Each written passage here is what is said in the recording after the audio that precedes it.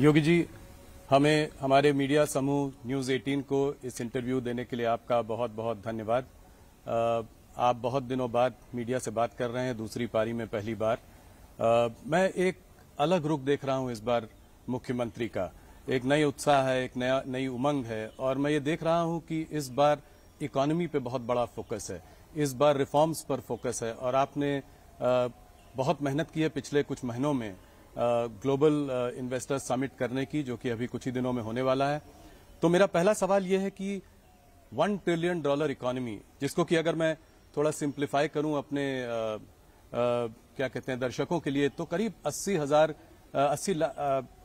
80 लाख करोड़ से ज्यादा की इकोनॉमी, ये आप 4 साल में करना चाह रहे हैं, 2027 तक करना चाह रहे हैं। कैसे कर पाएंगे ये सब? राहुल जी, मैं धन्यवाद देता हूं आपको कि आप यहां पर आज आए हैं और उत्तर प्रदेश के विकास की इस यात्रा को अपने दर्शकों तक पहुंचाना चाहते हैं। देखिए, उत्तर प्रदेश ने प्रधानमंत्री मोदी जी के नेतृत्व में पिछले लगभग 6 वर्षों में अपनी विकास दर को दोगुना किया है। जीडीपी दुगनी हुई है, पर कैपिटा इनकम दुगनी हुई है।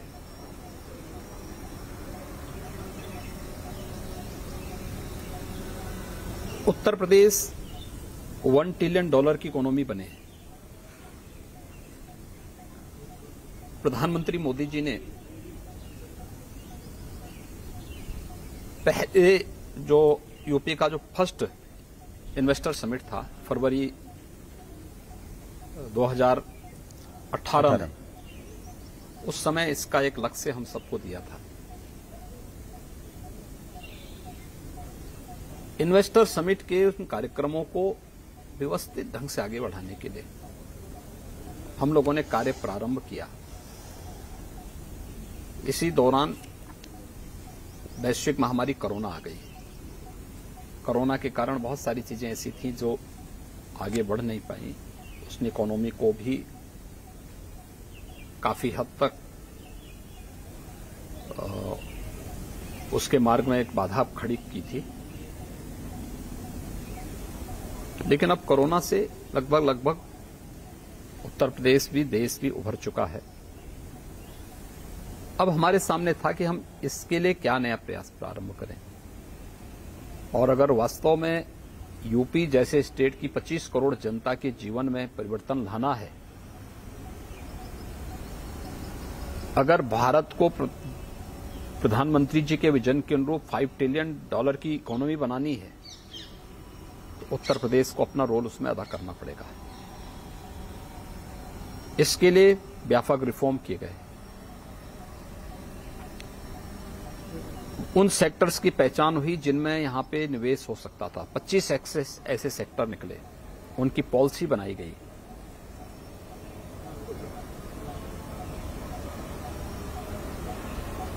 इन सभी कार्यक्रमों को आगे बढ़ाने के अलावा टीम्स भेजी गई दुनिया के बड़े देशों में, देश के बड़े महानगरों में। और आज मुझे इस बात की संतुष्टि है कि जब ग्लोबल इन्वेस्टर समिट की नजदीक तिथि आ रही है, तो उत्तर प्रदेश में हम लोग उत्तर प्रदेश की जीडीपी से अधिक निवेश के प्रस्ताव लाने में सफल हो जाएंगे। और उत्तर प्रदेश जो अनंत संभावनाओं वाला प्रदेश है, जिसमें केवल औद्योगिक निवेश ही नहीं, बल्कि हमारे पास तो एग्रीकल्चर के फील्ड में भी बहुत बड़ा स्कोप है, एमएसएमई के फील्ड में है, हमारे पास अपना मैन पावर है, बहुत अच्छा मैन पावर हमारे पास है। ये सभी कार्यक्रम हम बहुत अच्छे ढंग से आगे बढ़ाने में सफल होंगे। कितना निवेश ला पाएंगे आप, क्या अनुमान है? देखिए, मैंने कहा ना कि जो ग्लोबल इन्वेस्टर समिट होने जा रहा है जी, इसमें हम लोग उत्तर प्रदेश की जीडीपी से ज्यादा निवेश लाने में सफल होंगे। ये तो बहुत बड़ा नंबर है।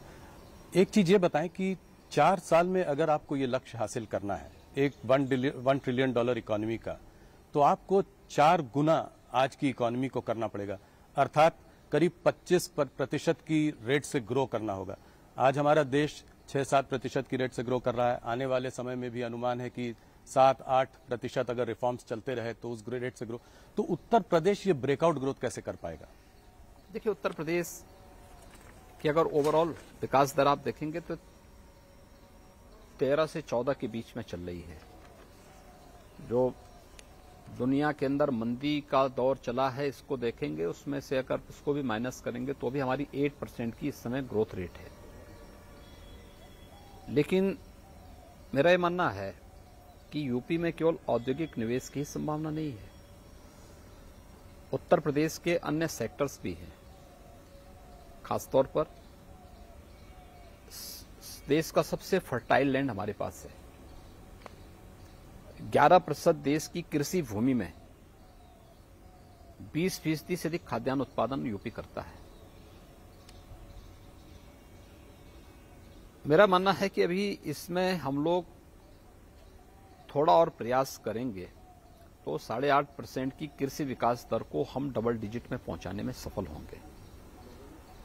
और इस दिशा में पिछले 9 वर्ष के अंदर भारत सरकार के स्तर पर और पिछले 6 वर्ष के अंदर राज्य सरकार के स्तर पर जो प्रयास प्रारंभ हुए हैं, उसके परिणाम आते हुए दिखाई देंगे। इसके अलावा यूपी का जो परंपरागत उद्यम था एमएसएमई का, 96 लाख एमएसएमई यूनिट यूपी के पास मौजूद हैं। सरकार ने उसको थोड़ा प्रोत्साहित किया, थोड़ा पुशअप किया। परिणाम है उसने यूपी के एक्सपोर्ट को दुगने से अधिक कर दिया। रोजगार की अनंत संभावनाओं वाला फील्ड है हमारे पास।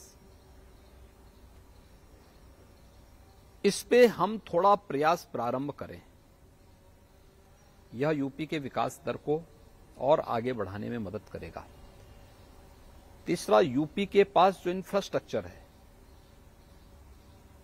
एनसीआर से सटा हुआ है, जुड़ा हुआ है, लेकिन ईस्टर्न पार्ट को जोड़ने के लिए, बुंदेलखंड को जोड़ने के लिए, वेस्टर्न, ईस्टर्न और सेंट्रल पार्ट को जोड़ने के लिए जो कनेक्टिविटी है, एयरपोर्ट्स के निर्माण जो पिछले 6 वर्ष के अंदर यूपी के अंदर हुए हैं, या इंटरस्टेट कनेक्टिविटी जिस प्रकार से उसका स्ट्रेंथन हुआ है,